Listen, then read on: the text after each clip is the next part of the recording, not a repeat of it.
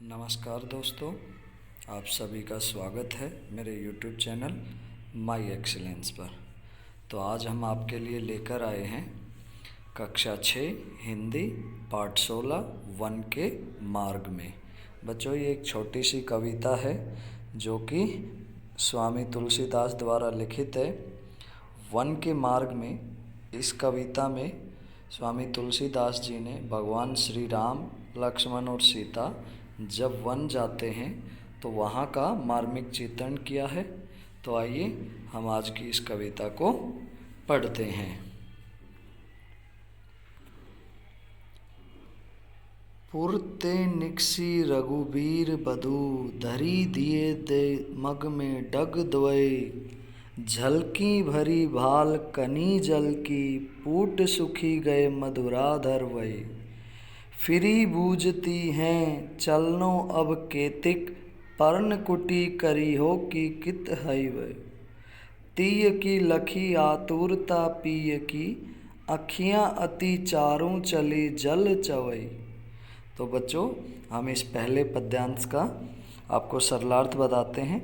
पहले पद्यांश में गोस्वामी तुलसीदास जी ने श्री राम और सीता की दशा का वर्णन किया है।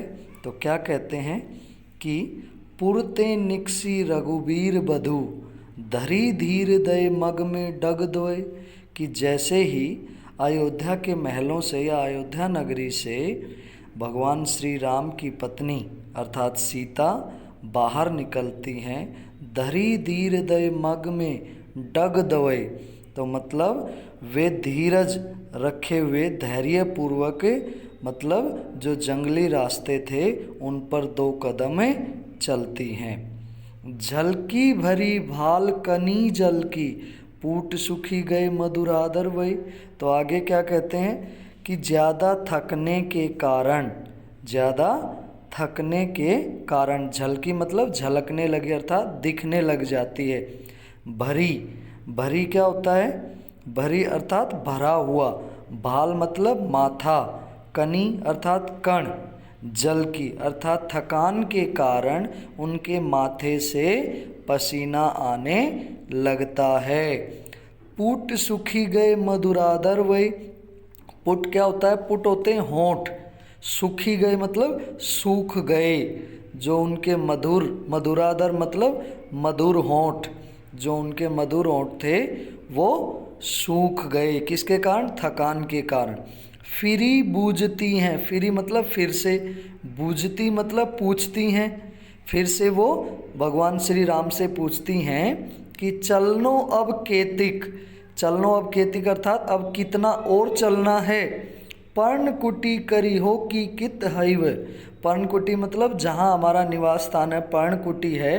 करी हो मतलब कहाँ बनाओगे, जो हमारी पर्णकुटी है वो कहाँ है। कित है मतलब कहाँ है, करी हो बनाओगे, आप को जो रहना है, रहने के लिए जो पर्णकुटी है वो हमें कहाँ बनानी है। तीय की लखी आतुरता पीय की, ती होता है पत्नी, लखी मतलब देखकर, आतुरता मतलब बेचैनी को, पीय मतलब पति।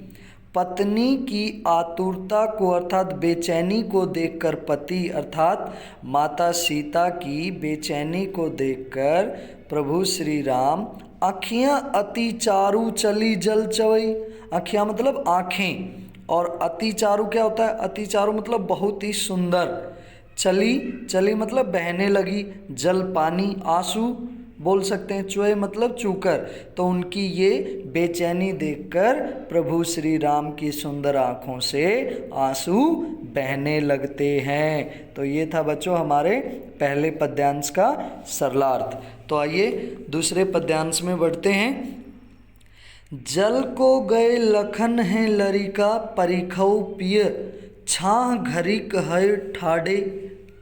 तो इसमें क्या कहती हैं? लखन मतलब लक्ष्मण, लरिका मतलब लड़का। तो इस दूसरे पद्यांश में जो माता सीता हैं वो भगवान श्री राम से, अपने पति से कहती हैं कि लक्ष्मण जी तो पानी लेने के लिए गए हुए हैं, छां घरिक है ठाडे, इसलिए किसी छायादार पेड़ के नीचे खड़े हो जाते हैं भाई। अर्थात छायादार पेड़ छाया में खड़े हो जाते हैं। घरिक मतलब घड़ी भर, मतलब थोड़ी देर के लिए आप बोल सकते हैं। थोड़ी देर के लिए हम छायादार पेड़ के नीचे उनका इंतजार करते हैं। पौछी पसेऊ ब्यारी करऊं, अरु पाए पखारियूं भुभुरी ठाडे। तो आगे क्या कहती हैं कि आप भी, पोंछी मतलब पोंछ लो, पसेऊ, पसेऊ क्या होता है? पसीना, बयारी करूं, बयारी करूं मतलब हवा करके, आप भी छाया में खड़े होकर हवा कर लीजिए, अर्थात अपना पसीना पोंछ लीजिए। कौन कहती हैं ये? माता सीता प्रभु श्री राम को कहती हैं। अरु पाए पखारी हूँ भुभुरी ठाडे, और क्या कहती हैं? पाए मतलब पाँव, अरु मतलब और, पखारी हूँ, पखारी मतलब धोकर, भुभुरी, भुभुरी क्या होता है? गरम रेत। तो वो क्या कह रही हैं कि आप गरम रेत पर खड़े हैं, इसलिए पाँव को धोकर थोड़ा ठंडा कर लीजिए। तुलसी रघुबीर प्रिया सम, जानी कई बैठी विलंब लौ कंटक काढ़े। तो जो तुलसीदास जी कहते हैं कि तुलसी रघुबर प्रिया सम जानी कई बैठी विलंब लौ कंटक काढ़े। तो तुलसीदास जी इसमें कहते हैं कि सीता को थका हुआ देखकर जो प्रभु श्री राम हैं वो बैठ जाते हैं। कंटक काढ़े, कंटक मतलब कांटे, काढ़े मतलब निकालने लगते हैं, और जो उनके पैरों के कांटे हैं वो निकालने लग जाते हैं। जानकी नाह को नेह लख्यो, पुल को तनु बारी बिलोचन बाढ़े। तो क्या कहते हैं आगे?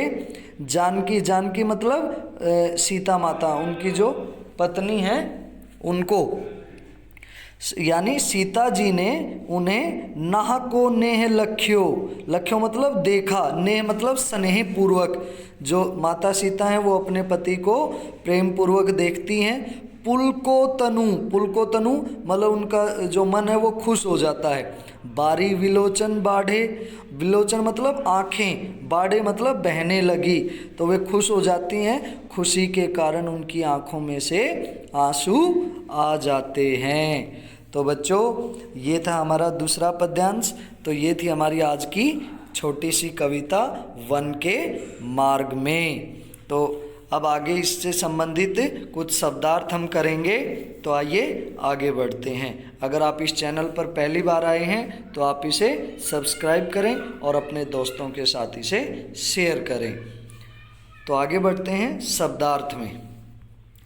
क्या है देखिए बच्चों, पुर, पुर क्या होता है भाई? हम यहाँ पर देखेंगे पुर, हमने इसमें पढ़ा था बिल्कुल शुरुआत में ही, पहले ही पद्यांश में, पुर ते निकसी रघुबीर बधु। पुर अर्थात नगरी, अयोध्या नगरी या किला, मतलब जो गांव शहर नगरी थी उससे निकलकर पुर, पुर बोलेंगे उसे। निकसी, निकसी अर्थात निकली, निकसी को क्या बोलेंगे? निकली, निकास, निकलना। ये पुर था हमारा, नगरी, निकसी हो जाएगा निकली। अब रघुबीर बधु, रघुबीर किसको कहते हैं? भगवान श्री राम को कहते हैं। बधु मतलब पत्नी, तो श्री राम की पत्नी अर्थात माता सीता। धरी, धरी मतलब धारण किए हुए, धरी अर्थात धारण किए हुए। धीर, धीर मतलब धीरज, धीर को क्या बोलेंगे? धीरज। धैर्य। मग, मग होता है रास्ता, मग क्या होगा? रास्ता। फिर कदम, कदम मतलब जैसे डग, डग बोला था ना इसमें आधा पहले ही पद्यांश में, धरी धीर दय मग में डग दवे, डग मतलब कदम, क्या होगा? डग कदम। फिर झलकी, झलकी भरी भाल कनी झलकी, झलकी मतलब झलकने लगी। फिर भाल, भाल मतलब माथे, माथा। फिर कनी, कनी अर्थात कण। फिर था पुट, पुट मतलब होंठ, पुट मतलब होंठ। तो आगे बढ़ते हैं हमारी नेक्स्ट शब्दार्थ। देखिए बुझती, बुझती अर्थात पूछती, बुझती अर्थात पूछती, क्या बोलेंगे? पूछती। आतुरता, फिर है आतुरता अर्थात बेचैनी। फिर एक तीय, तीय मतलब पत्नी। फिर लरिका, लरिका मतलब लड़का। जो ये बोला था ना, जल को गए लखन है लरिका, अर्थात जो भैया लक्ष्मण, जो लड़का लक्ष्मण है वो पानी लेने चले गए हैं, तो आप थोड़ी देर छाँव में खड़े हो जाइए। छाँ, छाँ अर्थात छाया। छाँ को क्या बोलेंगे? छाया। घड़ी, घड़ी भर मतलब थोड़ी देर के लिए, घड़ी भर अर्थात थोड़ी देर के लिए। फिर पसेऊ, पसेऊ अर्थात पसीना। जैसे इसमें आया था ना, पहुँची पसेऊ ब्यारी करऊँ, अर्थात आप पसीना पहुँचकर हवा कर लीजिए। बुभुरी, बुभुरी अर्थात गरम रेत। वो नंगे पाँव थे तो वो जो मिट्टी थी वो गरम रेत था, जो उनको मतलब पाँव जल रहे थे उसमें, तो बुभुरी गरम रेत।